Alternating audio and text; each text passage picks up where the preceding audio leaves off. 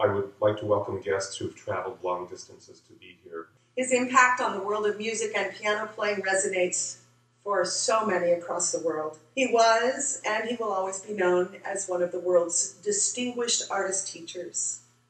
And the fact that he took me on as his student was one of the greatest gifts I ever received.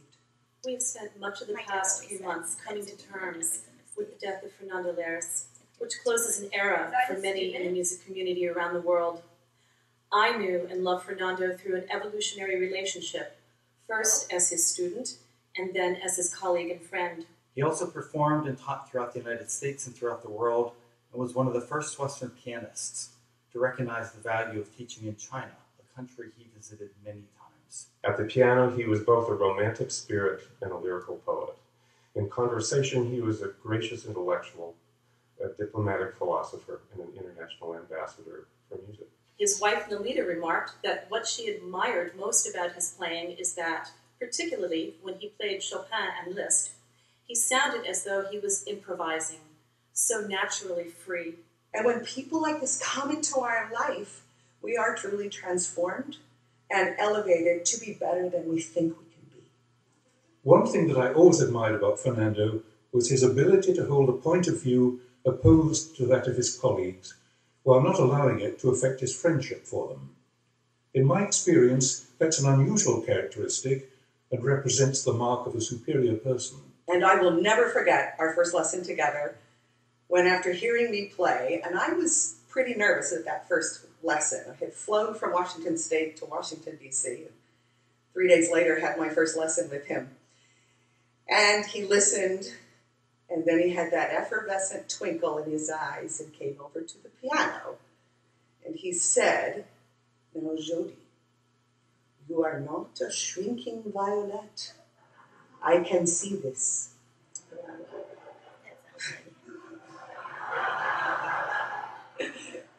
You should play from the spirit that shows from your heart." And they were simple words, but I wrote them down immediately. What an impact they had. That indicates he was an unusually gifted musician. At the age of 19, he performed the complete cycle of 32 Beethoven piano sonatas in 10 public recitals, the youngest pianist who ever accomplished that. I was playing a concert in Graz, Austria one time. He was in the audience. He met me afterwards with his sparkling eyes and his heartfelt hug, and he said, "Your performance touched me tonight." And I just burst into tears. It's like having your parents say, "You did a good job." In June of 1977, I was fortunate to have the opportunity, for the first time, to attend a concert performed by Fernando Laires. He was a guest artist and jury member at the second Gina Bachar International Piano Competition and Festival. That evening, the program was all Chopin. The energy and excitement in the hall was palpable, and the audience was captivated by the artistry and personal conviction of the performance. I had my first long philosophical conversation with Fernando. We conversed about many things, including the relationship between talent and artistry, his own studies with French pianist Alfred Cortot and Isidore Philippe, and his first tour of America by invitation of the State Department.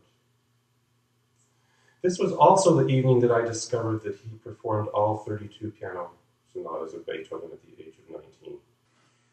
When I received the early morning phone call from Carolyn, my mind was flooded with the memories that I carry of him and the profound privilege it was to study piano and learn about life from this incredible man. Even more important, perhaps, was his promotion of the piano music of Franz Liszt, which brought many musicians to a new understanding of music, which was once deemed flashy and vulgar. Thanks in part to his efforts, Liszt is now considered a cornerstone of the Romantic piano repertoire and a visionary composer. Fernando challenged my somewhat conventional thinking about music in higher education. He shared with me examples of the musical expectations that he was held to as a child, and challenged me to think about how those expectations have changed over time. Not only did I come away from every one of those lunches having learned something, I came away appreciating that I had so much more yet to learn. We knew we were in the presence of a musical giant, and we hoped to prove worthy.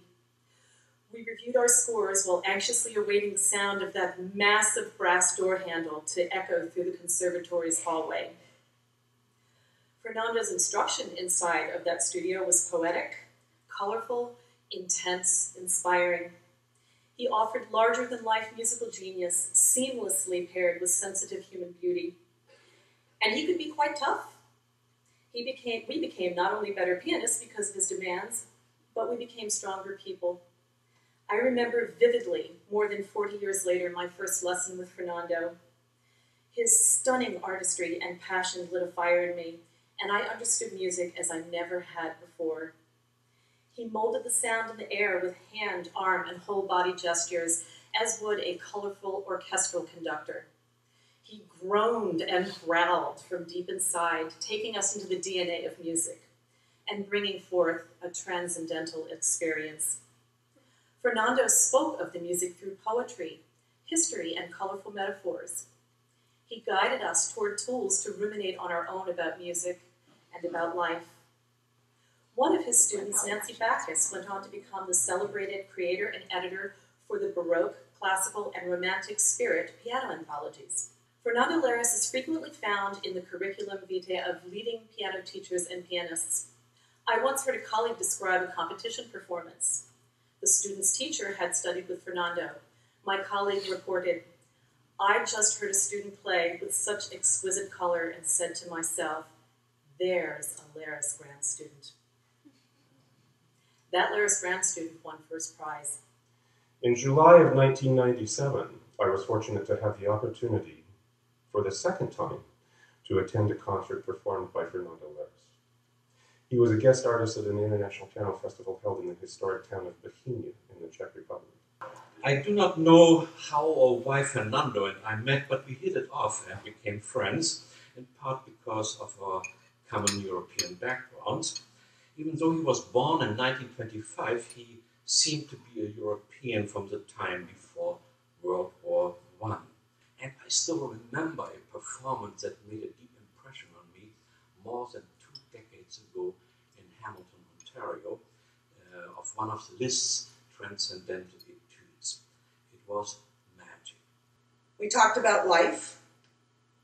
We talked about the meaning of arts in our society, and he was a profound influence in my formation to the artist and the person that I am today. As my own career has unfolded, I continually find myself sharing with students and colleagues the tremendous role model that he was, not just as a pianist, but as a human being. One of the most valuable things he taught me was to honor myself through the music, to be honest in my practicing, and to know that in sharing music with the listener, I am a channel for divine inspiration of the highest level. He understood the true meaning of educare, to draw out. I can still see him teaching.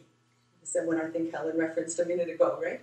This, just go like this, go like this, go like this. When we talk about legacy, Fernando embraced a lifetime of performing, teaching, and being the consummate example of what it means to live artistically. I am deeply blessed to have been given the opportunity to know him, to be his student, to be his friend. In September, we lost a remarkable human being who loved music, loved people, and who added so much beauty to our world with his stunning artistry, curiosity, and infectious passion for music and life. I will miss him, but count myself so fortunate to have had such a remarkable mentor in my life, and I will continue to honor his legacy in everything I do. One day he told me, we must play who we are.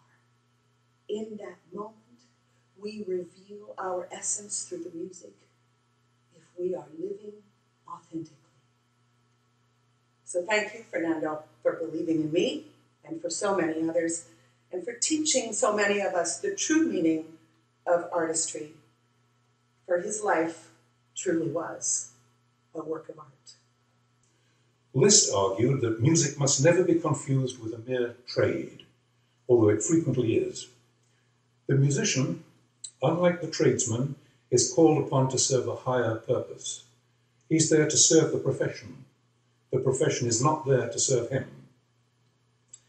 Imagine, you students who are here today, having a teacher holding such views as this, that music is a calling, that your highest task is to place your talent in the service of others, that you're there to give back to the profession, not to take from it, that the purpose of your gift is not to make money or to make you famous, but to make the world a slightly better place.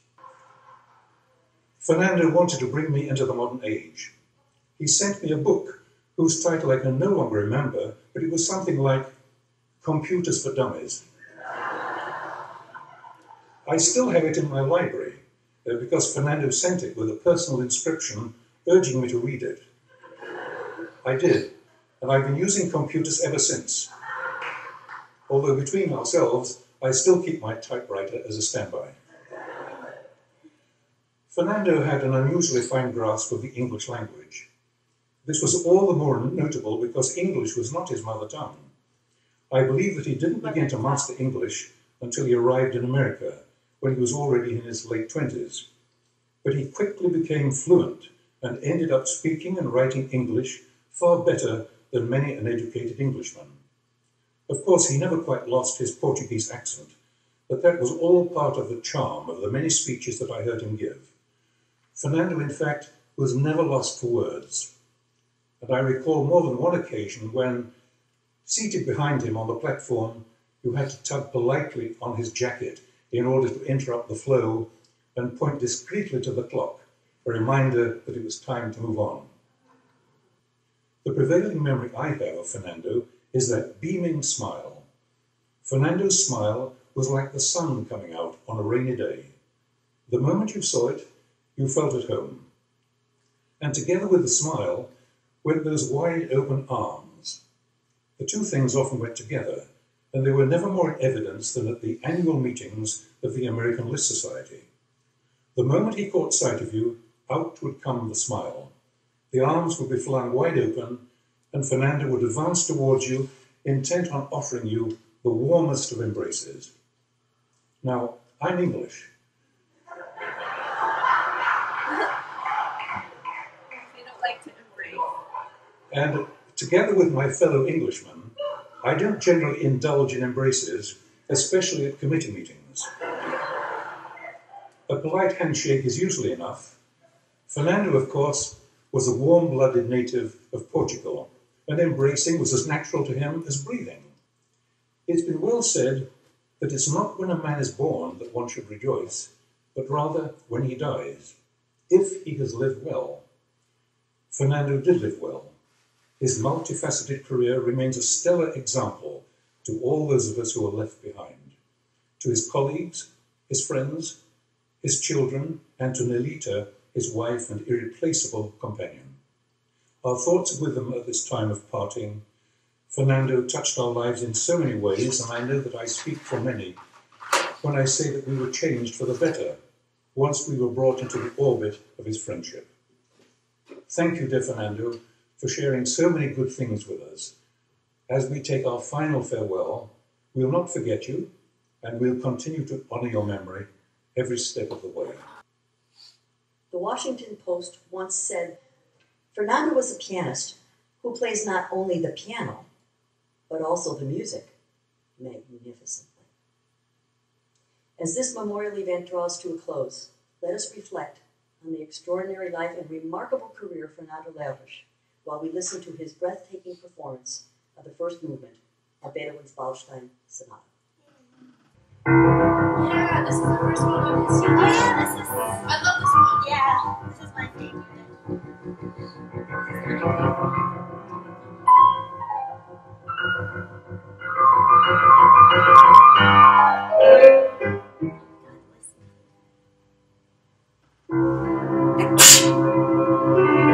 So, I used to play the first part of this piece, remember?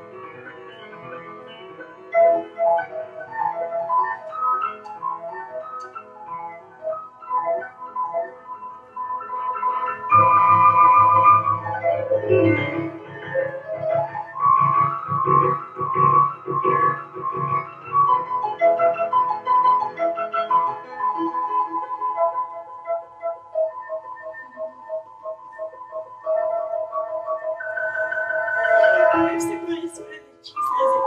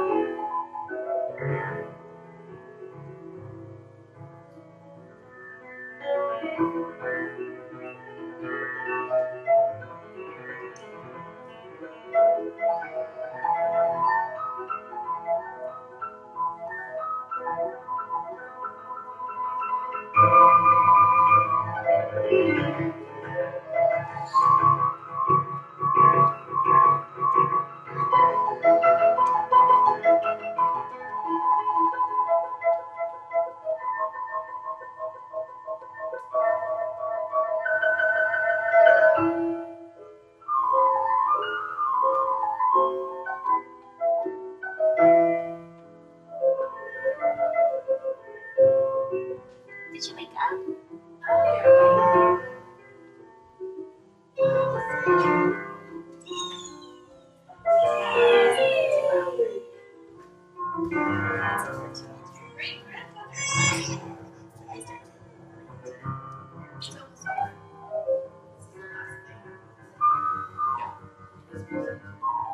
Yeah, this is my favorite of this course.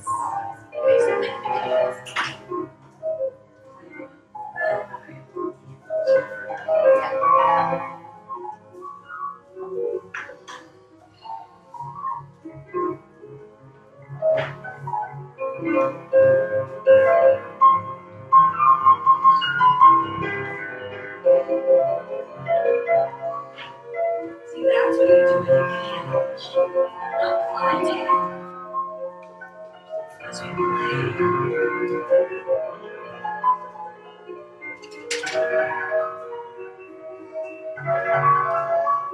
You did? Want to go down? Want to run to everybody? No?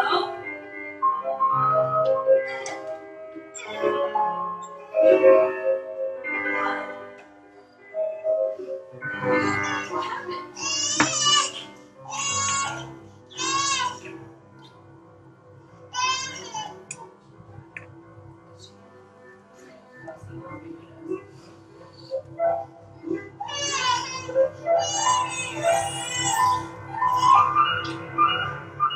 Who's that?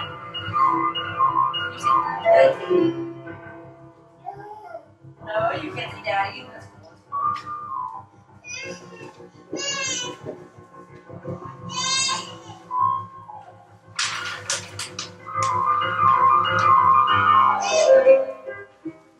I wake up 2 hours and I can't sleep.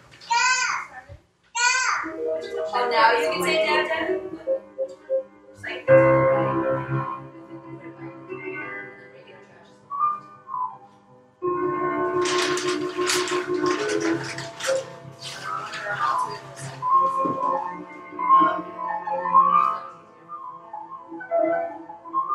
You see her use that trash can?